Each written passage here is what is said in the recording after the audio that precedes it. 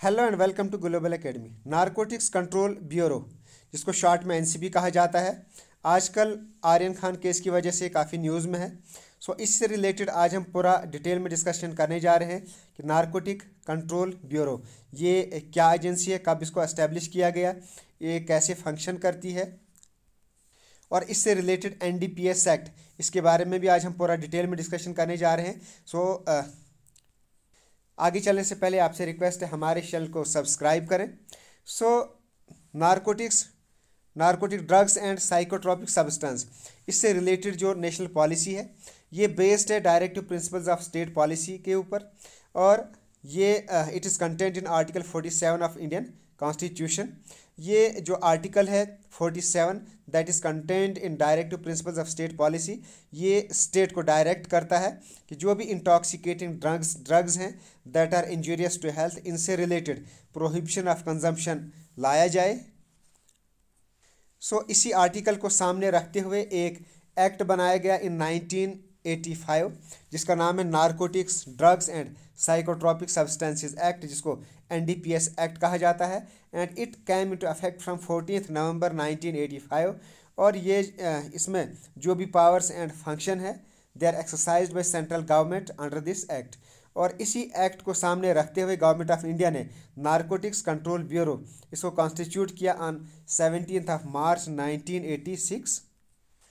Narcotics control bureau, जिसको short में NCB कहा जाता है, ये Indian central law enforcement and intelligence agency है under ministry of home affairs government of India.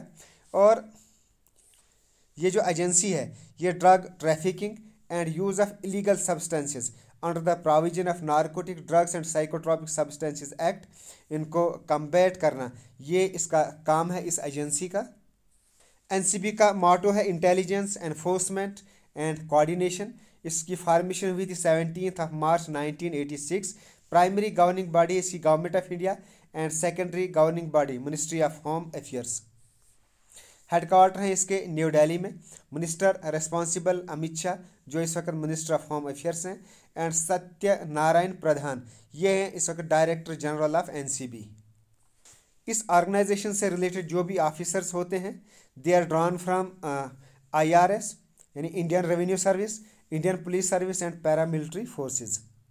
Narcotic drugs and psychotropic substances act 1985 ये लोकसभा में इंट्रोड्यूस किया गया था ऑन 23 अगस्त 1985, और it received assent from the then president of India Giani Zail Singh on 16 September 1985 and it came into force on 14 November 1985।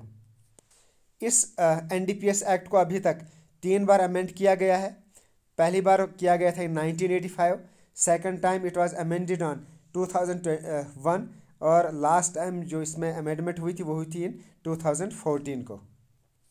ये जो act है ये एक्सटेंड करता है to whole of India and it applies to all Indian citizens outside India and to all persons on ships and aircraft that are registered in India. इस act में total 6 chapters हैं and 83 sections हैं। ये था complete analysis इस topic के बारे में, इस एक्ट के बारे में और एनसीबी एजेंसी के बारे में। आई होप आपको बहुत कुछ जानने को मिला होगा इस वीडियो में। Okay, thanks, best of luck and as always God bless you all.